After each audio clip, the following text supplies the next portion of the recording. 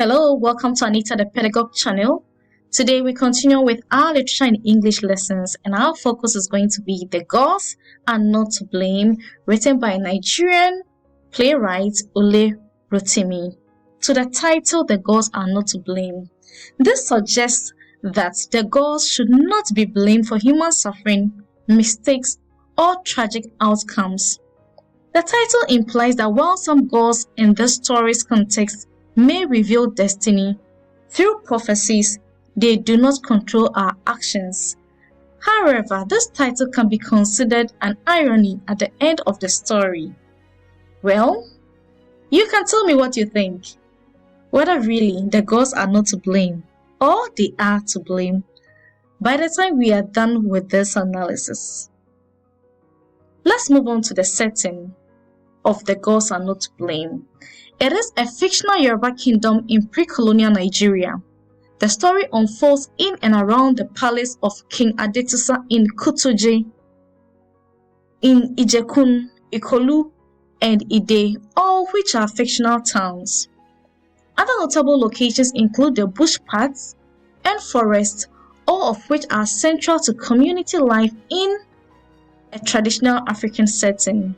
These locations reflect the communal lifestyle and the importance of oral tradition, divination, and the gods in decision-making. Let us move on to the plot analysis. We begin with the prologue. The drama begins with the narrator offering a flashback of the activities that led the then king of Kutuji, King Adetusa and Queen Odewale, to sacrifice their premier son due to his faith. This boy will kill his own father and then marry his own mother.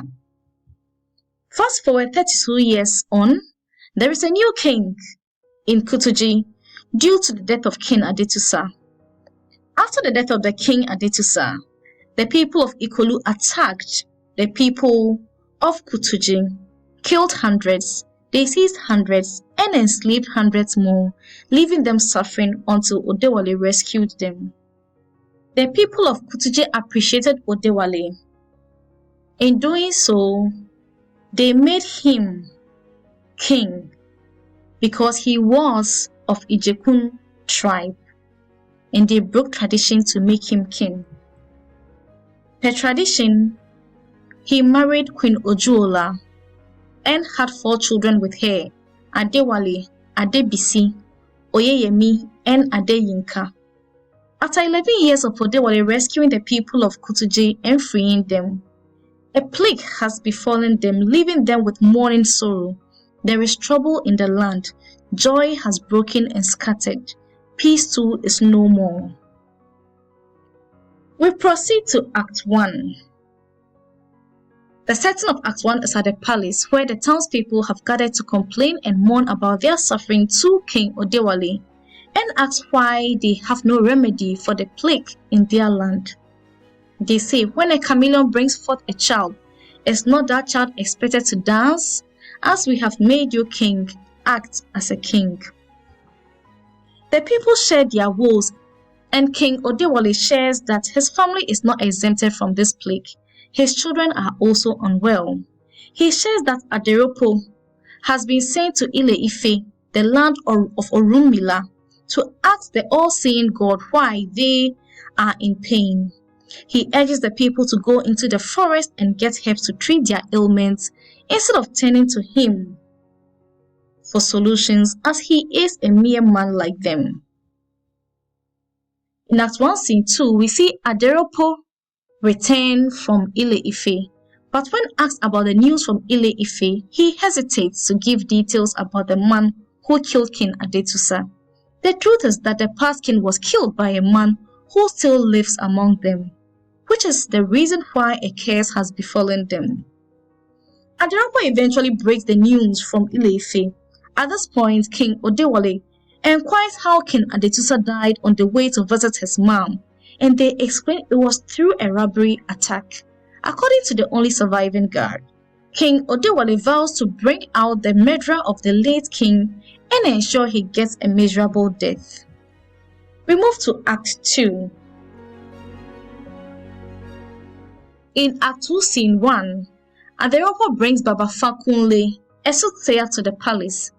Odewale welcomes him with appellations together with the chiefs, who praise him as a powerful seer. After Odewale explains the plague that has befallen his land, instead of Baba Fakunle revealing the murder of King Adetusa, he decides to leave as he says he smells the truth. This angers King Odewale and the chiefs. The king commands the bodyguards to prevent him from leaving, which leads to an altercation. Baba Fakunle reveals that Odewale is the murderer and calls him a bed sharer, implying he is not fit to be king and to share a bed with Queen Ojuola. Baba Fakunle is pushed out of the palace and he warns Odewale to sit privately and ponder over what he has said. In Act 2, Scene 2, Odewale reflects on himself as an Ijekun man who was made king in Kutuji, ignoring that not all may have supported his kingship. He directs his accusation to Aderopo, the son of King Adetusa, who should have been king after his father passed on. Again, as Aderopo suggested bringing in the seer Baba Fakunle, King Odewale calls for Aderopo, accuses him of plotting against him, and swears to get him out of the land. The other chiefs blame the seer's old age for the miscommunication. The seer is too old, my lord. He does not know what he is saying. In Act 2, Scene 3, King Odewale and Queen Ojuola go to the town to check the well-being of the townspeople, and the royal bard accompanies them. In Act 2, Scene 4, at the palace, Queen Ojuola shows King Odewale that she supports his decisions while inquiring about the feud between him and her son Aderopo. However, Odewale refuses to share the issues because he claims the blood is still hot. This further emphasizes his anger issues, which eventually leads to his downfall. In Act 3, Scene 1, at the palace, a man shabbily dressed like a madman is prevented from seeing the king, but Queen Ojuola intervenes and offers the man food and a drink. This man is Alaka, Odewale's good friend from Ijekun. When he finally meets Odewale, they discuss why he left Ijekun for Ide. According to their discussion, Odewale left with a reason to return only after his parents died. He told Alaka how he killed an old man with guards who were harvesting land he bought at Ide after an altercation. The old man called his tribe a bush tribe. He struck the man with his horse. Seeing he had killed the man, he ran, crossed 5 rivers, and then came to this present land, Kutuji.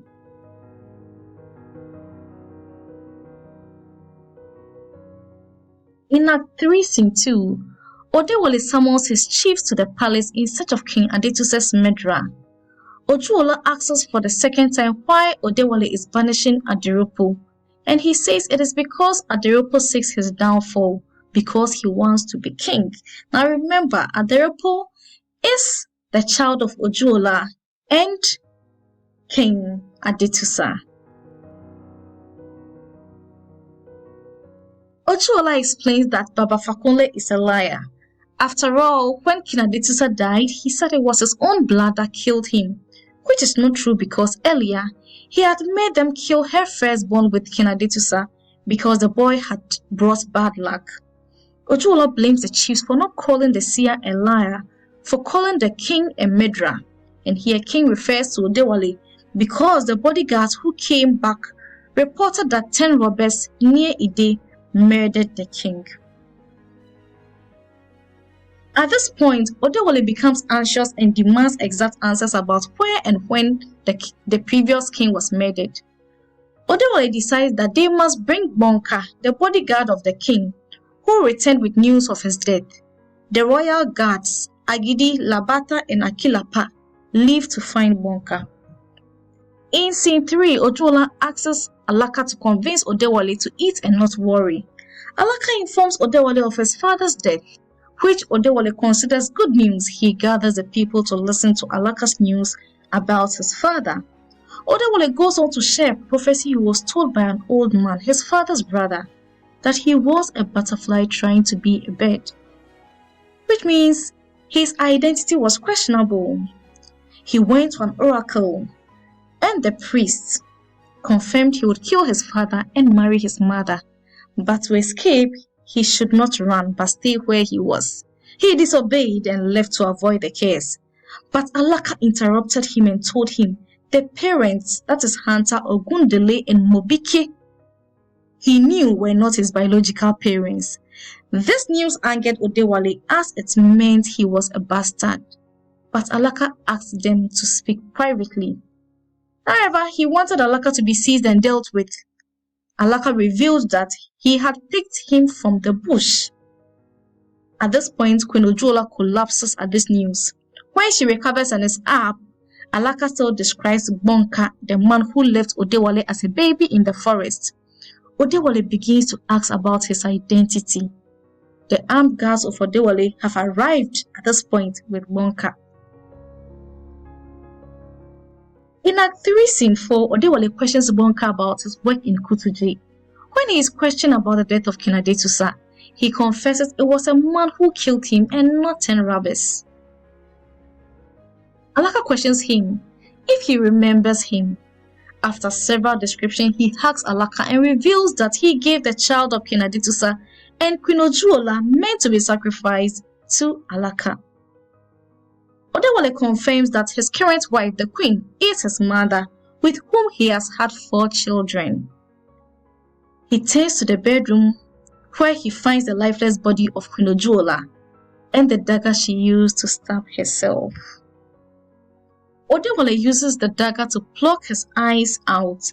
He apologizes to his brother the Rupo and tells the people not to blame the gods, but his weak love for his tribe led him to kill his father. Now blind, he calls his children and leads them out of the town of Kutuje together. He tells the people not to stop them or else he will curse them. Now this brings us to the end of our discussion of the plot analysis of The Gods Are Not to Blame. Don't forget to hit the like button, share, comment, and subscribe to this channel. Until I come your way again, keep learning and be the best version of yourself.